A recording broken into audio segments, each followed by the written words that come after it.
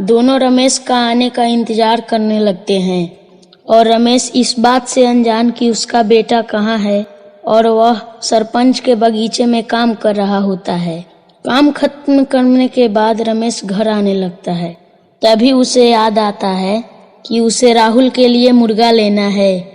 वह मुर्गा खरीदने जा ही रहा होता है कि तभी पीछे से उसे आवाज आती है, मुर्गे की मीट ले लो, मुर्गे की मीट, मुर्गे की मीट। अरे कहाँ से मीट वाला आ गया? खैर मुझे क्या, मुझे तो मीट लेने से मतलब है। रमेश मीट की दुकान पे जाता है जहाँ वो भूत एक आदमी बनकर आदमी के भेष में दुकान पर बैठा हुआ था। उसके दुकान में बहुत सारे मुर्गे होते हैं। अरे भाई, पहले तो यहाँ ये दुकान नहीं थी। अरे हाँ भाई साहब, आज ही मैं इस दुकान को खोला है। अच्छा, ये तो अच्छी बात है। चलो मुझे एक मुर्गा काट के दे दो। आदमी के भेष में वो भूत सबसे पहले राहुल को पिंजरे से बाहर निकाल कर रख देता है। राहुल अपने पापा को देख जोर जोर से चिल्लाने और फरफराने लगता है।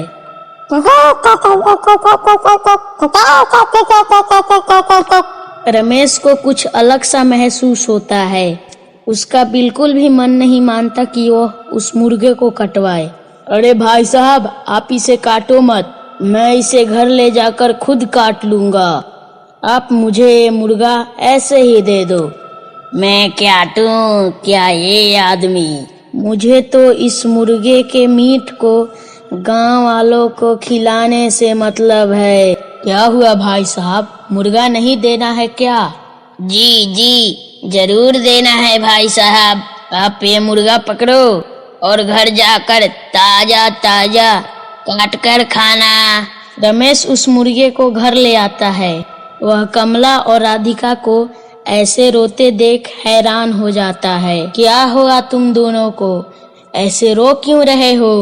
राधिका सारी बात अपने पापा को बताती है। हे भगवान, ये कैसे हो गया? राहुल ऐसे कैसे गायब हो सकता है? मैं मुर्गे मुर्गी चोरी होने के बातें सुन रहा था, पर आज तो हमारा बच्चा ही गायब हो गया।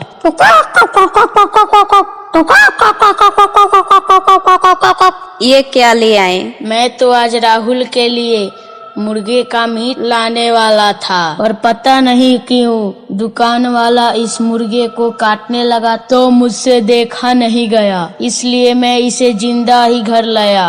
अब इसे यहीं छोड़ो और अपने राहुल को ढूंढो। रमेश कमला सुबह होते ही राहुल को ढूंढने निकल पड़ते हैं, पर पूरे गांव में राहुल का कुछ पता ही नहीं चलता। वो निराश होकर घर वापस आते हैं तो उनका मुर्गा खुशी से उछलते हुए उनके पास आकर चिपक गया। क्या मुसीबत है ये?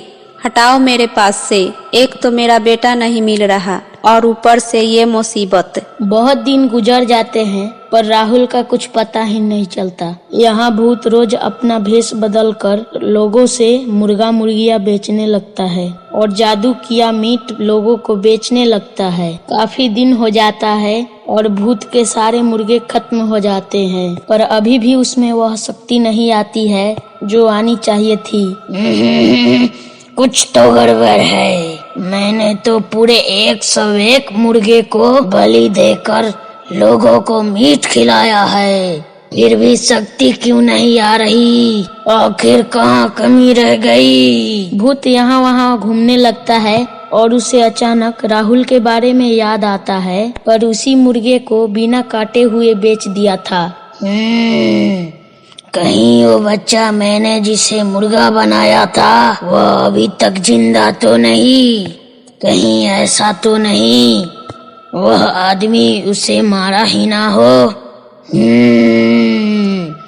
आज अमावस की रात है। मुझे उस मुर्गे को रात 12 बजे से पहले मारना होगा, वरना वो अपने असली रूप में आ जाएगा और मेरी सारी मेहनत बर्बाद हो जाएगी। भूत उस मुर्गे को ढूंढने निकल पड़ता है पर वो मुर्गा तो अपने ही घर में मजे से खेल रहा होता है। अब तो रमेश, कमला और राधिका उस मुर्गे को प्यार करने लगे थे। भूत सारे गांव में ढूंढने के बाद आखिरकार रमेश के घर में घुस जाता है और मुर्गे को देख बहुत ज्यादा खुश होता है। भूत उस मुर्गे को हाथ से दबोच लेता है। वह बुरी तरह चिल्लाने और फरफराने लगता है। मुर्गे की आवाज सुन वह सब बाहर आ जाते हैं और भूत को देख घबरा जाते हैं। तूने इस मुर्गे को क्यों नहीं मारा? तेरी वजह से मेरी सारी मेहनत बर्बाद हो गई। इस मुर्गे को छोड़ दो, ये हमारा है। कभी नहीं, कभी नहीं। भूत मुर्गे को लेकर भाग ही रहा होता है, तभी मुर्गा उसके हाथ से निकलकर भाग जाता है। भूत उस मुर्गे के पीछे पीछे भागने लगता है। मुर्गा फिर पलंग के नीचे घुस जाता है। भूत मुर्गे को पकड़ने के लिए उसके पीछे पीछे भागने लगता है। इतने में 12 बज जाते हैं और मुर्गा अचानक राहुल बन जाता है। राहुल को देखकर सब लोग खुशी से पागल हो जाते हैं। वह भूत वहां से गायब हो जाता है।